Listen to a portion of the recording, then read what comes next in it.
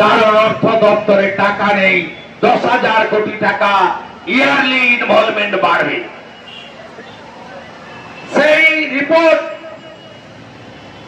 19 সালে যখন লোকসভা নির্বাচনে তৃণমূলের ভরাডুবি হলো, 18টা আসনে বিজেপি এবং 2টো আসনে কংগ্রেস জিতল।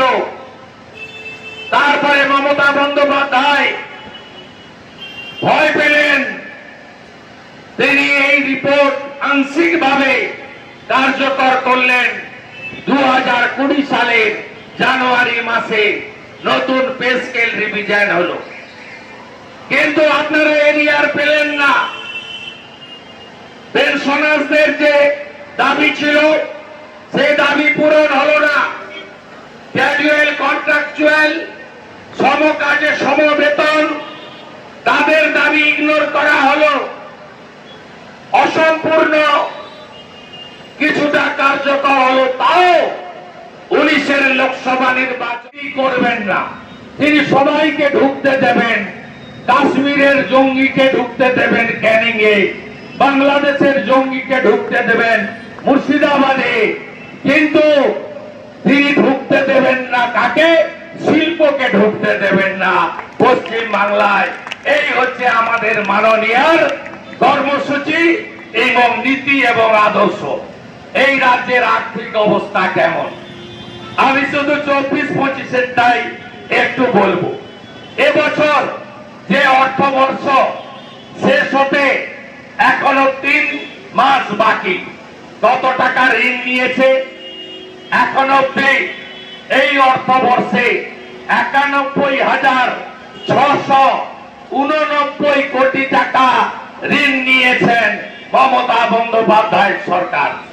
তার মধ্যে 79,727 কোটি টাকা মার্কেট বরোয়িং, 9,330 কোটি টাকা কেন্দ্রীয় সরকারের এনওসি নিয়ে রিজার্ভ ব্যাংক থেকে নিয়েছেন, আর আদার সোর্স থেকে ঋণ করেছেন 2,632 কোটি টাকা। 31 মার্চ 2024-এ ঋণের পরিমাণ গিয়ে দাঁড়িয়েছে 6,50,00,000 টাকা, 6,6.5 লক্ষ কোটি টাকা 2024-এর 31 মার্চ ঋণের পরিমাণ হয়েছে। এবং এই ঋণ পরিমাণ আমাদের মাথা পিছু পশ্চিমবঙ্গে ধার কত? একদিকে 1000 টাকা করে লক্ষ্মীর ভান্ডার, বছরে 12,000 টাকা, অন্যদিকে 59,000 টাকা করে মাথা পিছু ঋণ করে দিয়ে গেছেন এই মুখ্যমন্ত্রী। কোথায় কোথায় আগের সরকার বলে, 15 বছর রাজত্ব করতে যাচ্ছে, এখনো আগের সরকার বলে। আপনারা দেখুন, আগের সরকারের ঋণ ছিল 1,97,000 কোটি টাকা, মাথা পিছু ঋণ ছিল 20,300 টাকা। আর এই মাননীয়া 12,000 টাকা বছরে লক্ষ্মীর ভান্ডার দিয়ে 80,000 না 85,000 ক্লাবকে চাঁদা দিয়ে মদ খাও আর নাচন কুদন করো, আর মাথা পিছু ঋণ 59,000 টাকা করে